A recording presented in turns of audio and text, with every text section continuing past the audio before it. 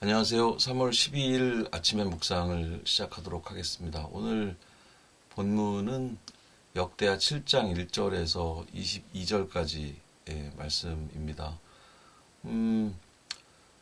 여기에는 솔로몬이 성전을 완공하고 기도를 드린 뒤에 성전 봉헌식을 거행하는 내용이 나오거든요. 우리가 어제랑 그제 솔로몬의 기도에 대한 내용을 살폈는데요. 오늘은 그 이후에 성전 봉헌식과 관련된 그런 내용입니다. 여기 엄청난 제물을 드렸다는 기록이 나오고 또 다윗이 만든 악기로 찬양을 드렸다는 기록이 나오고 또 백성들이 함께 모여서 7일간의 축제를 드렸다 보냈다 뭐 이런 얘기도 나오고 8일째 되는 날은 거룩한 날로 보낸 후에 이후에 7일을 초막절로 지켰다 이런 뭐 이야기가 쭉 이어지는데요. 그 엄청난 재물을 드렸다는 부분이 특히 우리 읽고 있는 현대인의 성경에는 숫자로 아주 표시가 되어 있어서 눈에 띕니다.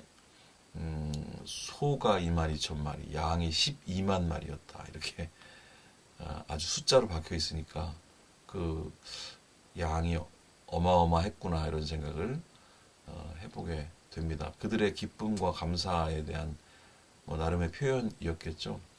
이 모든 행위를 요약하면서 역대하는 10절에 여호와께서 다윗과 솔로몬과 그 백성 이스라엘에게 베푸신 은혜를 생각하며 기뻐하고 즐거워하였다라고 기록을 하고 있습니다.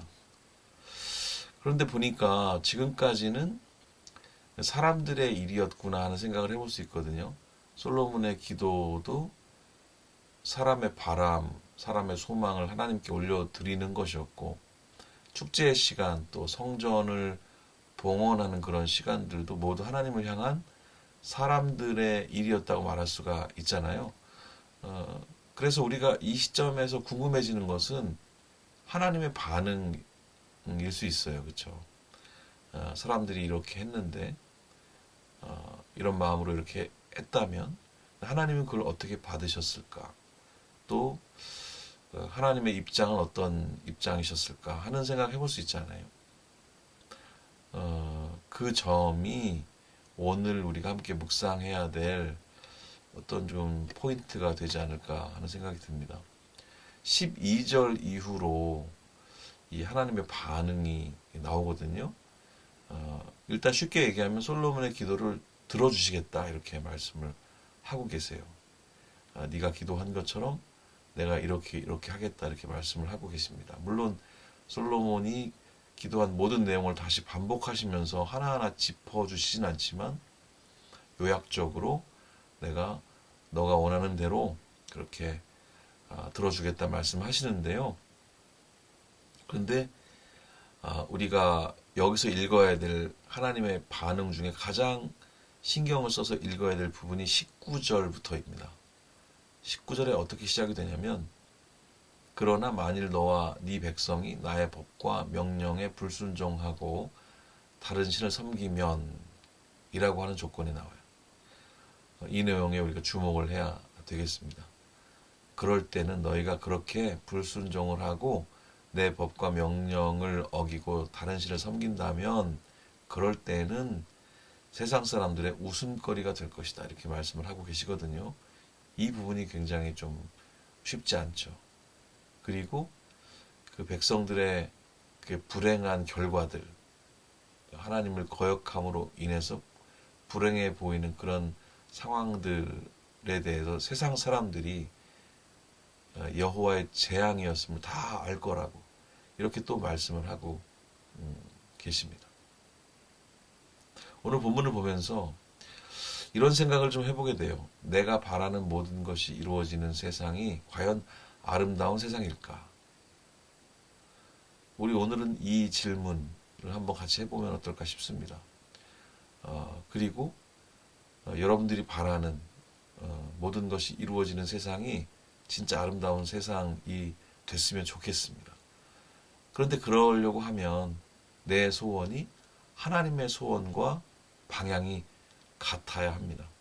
내가 온전하신 하나님, 거룩하시고 선하신 하나님이 품으신 마음과 같은 마음을 품을 때 내가 바라는 모든 것이 그것이 이루어지는 상황이 아름답다 말할 수 있는 그 상황이 될 거라고 생각해요. 포도나무의 비유, 요한복음에 포도나무의 비유가 나오는데 거기 오늘의 이런 전체적인 이해들을 도와주는 문장이 하나 나옵니다. 너희가 내 안에 거하고 내 말이 너희 안에 거하면 무엇이든지 원하는 대로 구하라 그리하면 이루리라 이런 말씀이 있거든요. 다시 한번 읽어드릴게요. 너희가 내 안에 거하고 내 말이 너희 안에 거하면 무엇이든지 원하는 대로 구하라 그리하면 이루리라. 주머니 돈이 쌈짓돈이라는 표현 아시나요? 내가 하나님의 뜻 가운데 있으면 내가 무슨 바람을 가져도 그것이 하나님의 바람이 될 겁니다.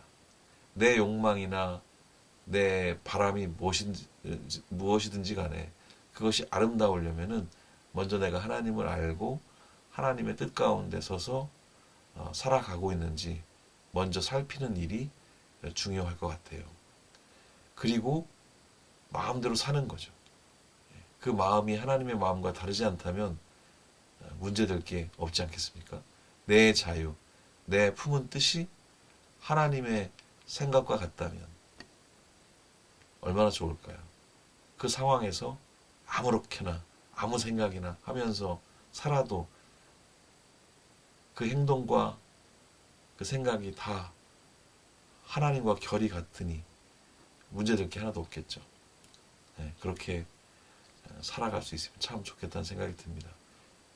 정말로 그렇게 하나님의 마음과 합해서 무슨 생각을 하더라도 그 자체가 아름다운 모든 분들의 삶이 되시기를 축복합니다. 감사합니다.